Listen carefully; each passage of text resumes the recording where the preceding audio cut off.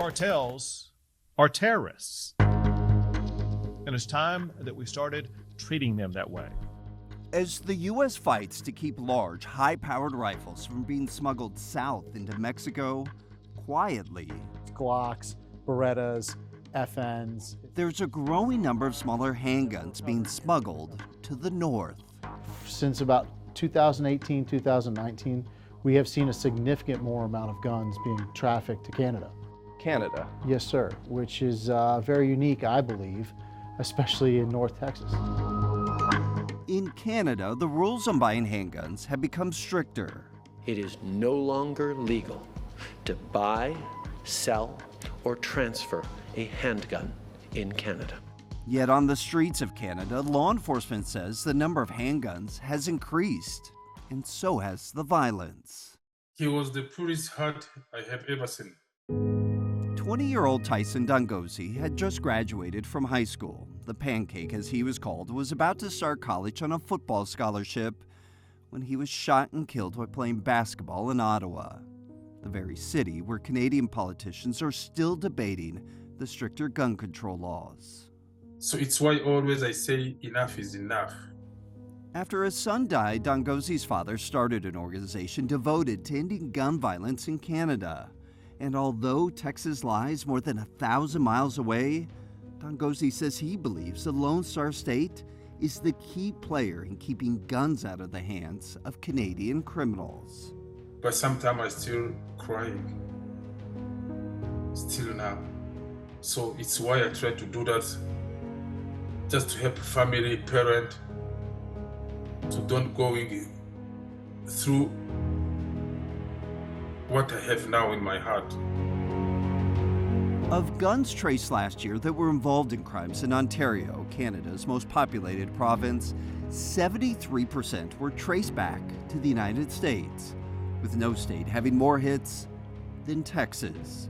Last year, more than 300 guns used in crimes in Ontario came from Texas, nearly 10 times as many as 5 years ago.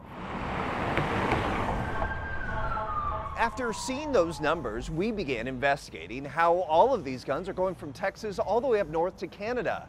And our investigation led us to here, the nightclub scene in Dallas.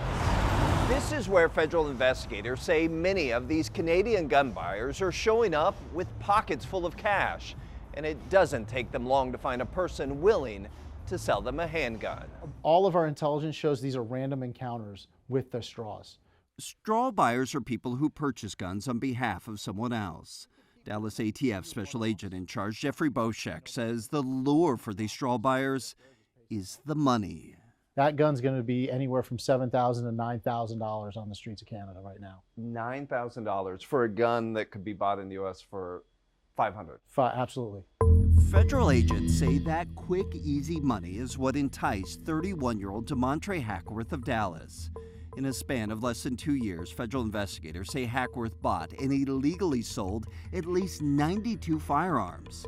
Last month, Hackworth, who pleaded guilty to dealing in firearms without a license, was sentenced to 21 months in prison. The U.S. Justice Department announced law enforcement has so far recovered 16 guns Hackworth sold in crime cases, including homicide, aggravated assault, and drug trafficking. 4 of those crimes took place in Canada. Mr. Hackworth was just an opportunist. He found someone that was taking guns north to Canada. So he was kind of that intermediary to Canadian gun crimes. With the help of the U.S., Canada has increased efforts to catch gun smugglers at the border. A seizure of this size is definitely going to save lives. In April, 173 guns en route to Canada were seized as investigators found them hidden in suitcases and cloaked in gift wrap.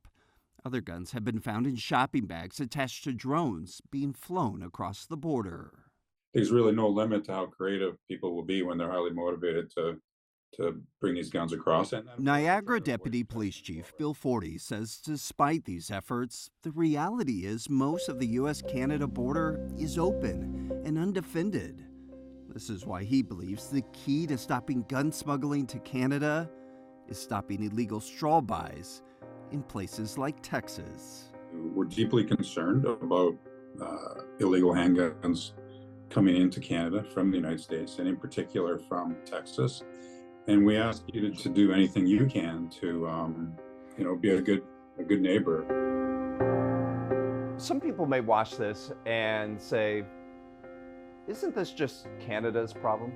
I think it's all our problem, right? Violent crime, firearms violence is all of our problems. We got to do whatever we can, no matter where we are in that puzzle, to stop firearms violence.